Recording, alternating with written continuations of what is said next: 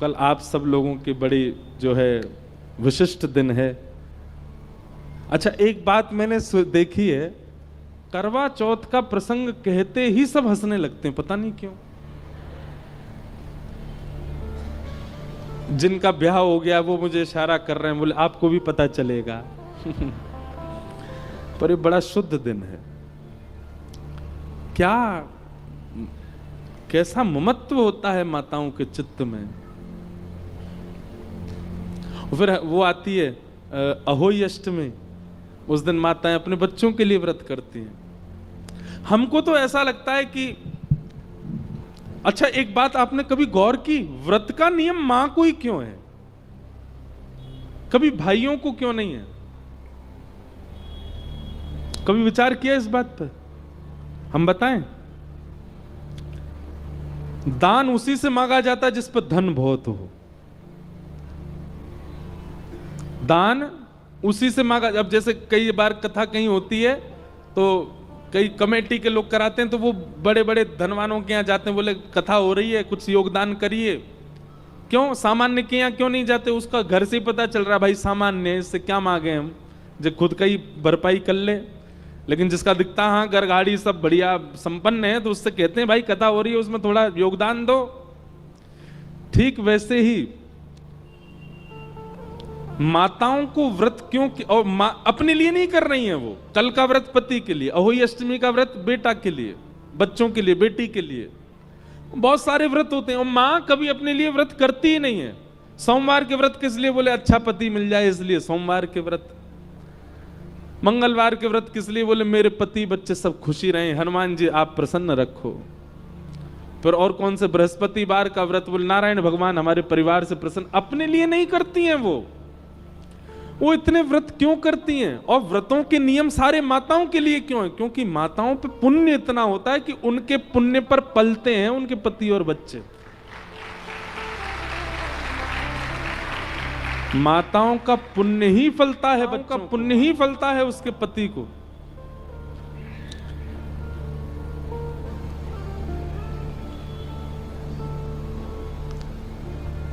जिस घर में माताओं का बहुत सम्मान होता है उस घर में बालक जन्म नहीं लेते, देवताओं के अंश आते हैं। यहां माताओं का बहुत सम्मान है, देवता ही जन्म लेते हैं।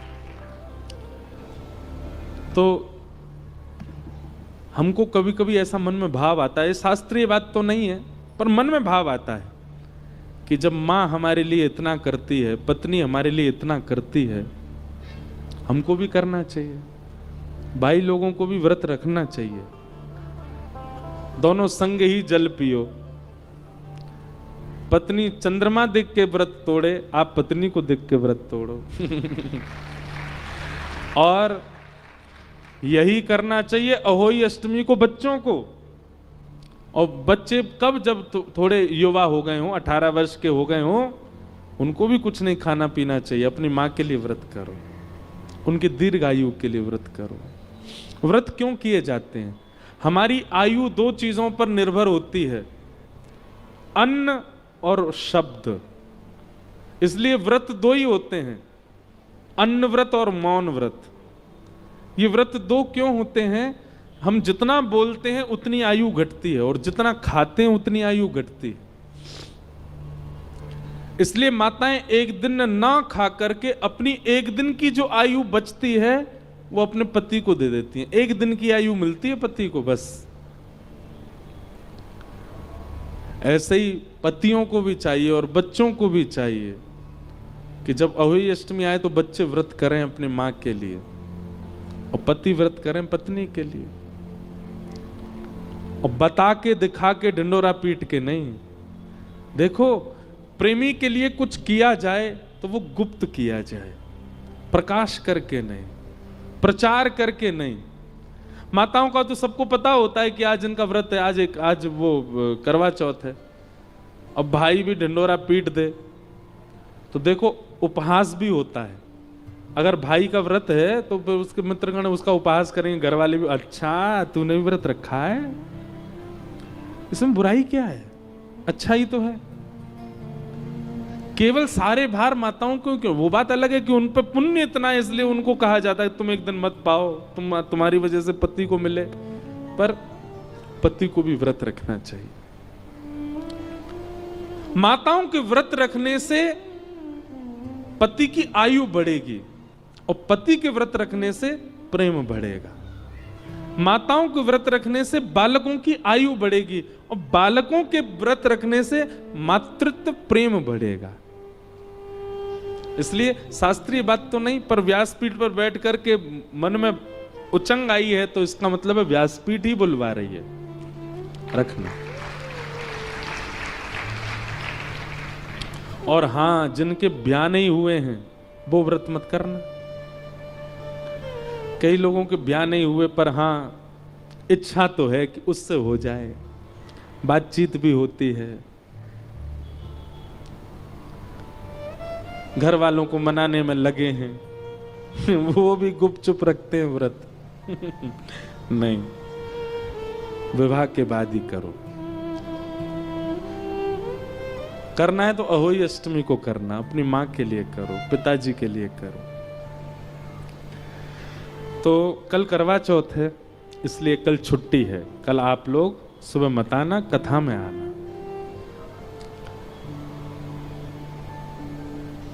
बाकी हम परसों से मिलेंगे 11 से 12। लाल जी के दर्शन भी होंगे और उसके बाद फिर यहाँ कथा होगी। तो थोड़ी देर में महात्म्य पूरा कर देते हैं। ज्ञान का मतलब समझ गए किसको कहते हैं? यह विवेक उत्पन्न हो जाना, क्या सही है क्या गलत है, मेरे लिए, मेरे अपनों के लिए, समाज के लिए, यह बुद्धि विवेक प्रकट होना। अच्छा एक बात बताएं, पता सबको होता है कि क्या सही है क्या गलत है, पर उस सही गलत पर अमल करना, सही है ये रास्ता फिर भी उसको नहीं अपना के गलत पर जाते हैं, यह भी गैर आध्यात्मिक व्यक्ति का लक्षण होता है। जो आध्यात्मिक नहीं होता ना, उसको पता है कि ये गलत रास्ता है, ये सही रास्ता है, वो फिर भी गलत पर चला जाता है। क्यों? आध्यात्मिकता ही, भगवान नाम ही, भगवत कथा ही हमको इतना बल देते हैं कि हम सही रास्ता देख के सही पर चलें। दुनिया में सबको पता होता है कि वो गलत क्या कर रहा है। ये बात भूल जाइए कि आपने अनजाने में किया ना। 0.1% ऐसा होता है कि कोई व्यक्ति अनजाने में कुछ गलत करे, सब जानबूझ करके गलत करते हैं।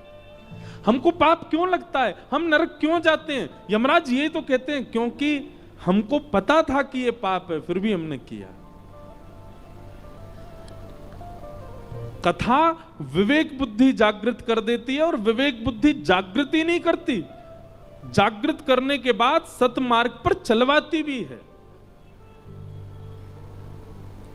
उसको विवेक, उसको ज्ञान कहते हैं। और वैराग्य मतलब सबके मध्य रहते हुए भी किसी के प्रति आसक्ति ना होना, ये वैराग्य है। सब छोड़ देना उच्चतम वैराग्य नहीं है। सबके बीच रह के किसी के प्रति ममत्व ना होना, ये उच्चतम वैराग्य है। जैसे प्रहलाद, जिनका मैं उदाहरण दे रहा था, तो मैं ये बात कह रहा था, कई बच्चे आते हैं, बच्चे आकर के बोलते हैं महाराज जी हम कॉलेज में रहते हैं, हम यूनिवर्सिटी में रहते हैं, हम पीजी में रहते हैं, हम हॉस्टल में रहते हैं, वहां तो ये सब गंदा खाते हैं, बच्चे सब ऐसा करते हैं, ये करते हैं। हम कैसे बच्चे? भाई देखो, जब दृढ़ता आ जाती है ना चित्त में, आपको पूछना नहीं पड़ता, आप वो खाओगे ही नहीं जो आपके बस का नहीं है। मुझे भिंडी प्रिय नहीं है तो चाहे लाख भिंडी बनी हो मैं खाऊंगा। नमकीन से रोटी खा लेंगे लेकिन भिंडी नहीं खाएंगे। हमको करेला भी, करेला सब जगह का प्रिय नहीं, किसी किसी के हाथ का ही प्रिय है। थोड़ा कड़वा बनता है ना, कई लोग होते हैं वो कड़वा नहीं बनाते, अच्छा बना देते, तो उनका करेला अच्छा लगता है। तो कड़वा अगर बना है तो मैं पाऊंगा ही नहीं। कभी कभी खीरा पाते हैं ना सलाद में, वो भी कड़वी होती है, तो कड़वा अगर खीरा आ गया तो आप छूते हैं उसको? नहीं छूते ना। तो फिर ये व्यसन और संसारी आकर्षण करने वाली जो वस्तु हैं, इनके प्रति हम इतनी सिंपैथी क्यों रखते हैं? कैसे बच्चे महाराज जी, सब तो करते हैं, हमको करना पड़ता है। फिर ऐसे नहीं, हर व्यक्ति के वश में होता है वस्तु का त्याग और वस्तु का स्वीकारीकरण।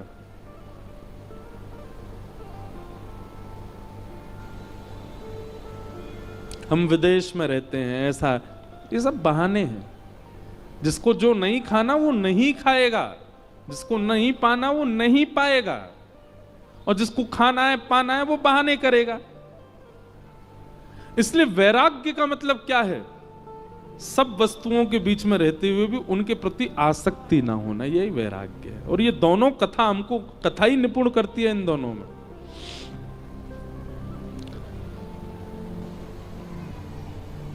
कथा कराओ ऐसी आज्ञा दी। कहां कराएं? बोले गंगा द्वार समीपे तू तटमानंद नामकम, हरिद्वार में कराओ, ऋषिकेश में कराओ, गंगा के तट पर कराओ। गंगा के तट पर भागवत की कथा हुई, सनत कुमार वहां व्यास बनकर के आए, अनेक जन पधारे, हजारों की तादाद में देवी देवता ऋषि महर्षि सब लोग कथा सुनने के लिए आए। तभी वहां भक्ति ज्ञान वैराग्य तीनों ने प्रवेश किया। भक्ति सुतौ तौ तरणौ गृहीत्वा प्रेमैक रूपा सहसा विरासित, श्री कृष्ण गोविंद हरे मुरारे नाथेति नामानि मुहुर्वदन्ति। भक्ति ज्ञान वैराग्य कथा में आते ही युवा होने। इस प्रकार कथा के माध्यम से ज्ञान और वैराग्य वृद्धावस्था से निवृत्त हो गए। तो भैया हम सबके चित्त में ज्ञान वैराग्य वृद्ध हैं। 7 दिन के कथा प्रसंग से ज्ञान और वैराग्य का उत्थान करना है, विवेक बुद्धि को जागृत करना है, वैराग्य बुद्धि को चित्त में लाना है।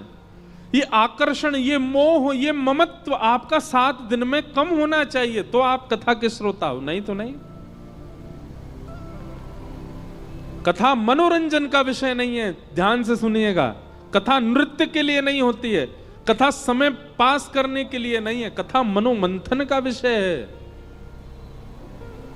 मंथन किया करो। मैं तो एक बात और कहूं, मेरा नियम है, अभी आज तो टूट गया, पर नियम है, कथा के पहले कथा के बाद 1 घंटा मौन। हमने नासिक में 1 महीना की कथा की, तब से हमारे वहां के महाराज जी ने नियम लगा दिया हमारी कथा में कि कथा से पहले और कथा के बाद आपको मौन रहना 1 घंटा। और उस मौन का यह प्रभाव होता है, कई बातें मंथन से, मौन रहेंगे तो मंथन चलेगा, मन चलेगा, मन चलेगा तो मन कहीं और चल नहीं सकता, भगवत भाव में चलेगा। भगवत भाव में चलता तो नए नए भाव उत्पन्न होते हैं, आते हैं बोलने में। श्रोताओं को भी चाहिए, कथा से पहले तो नहीं, पर कथा के बाद थोड़ी देर मौन रहो, किसी से मिलो जुलो नहीं, कुछ करो नहीं, एकांत में बैठ करके थोड़ा चिंतन करो, क्या सुन रहे थे हम आज।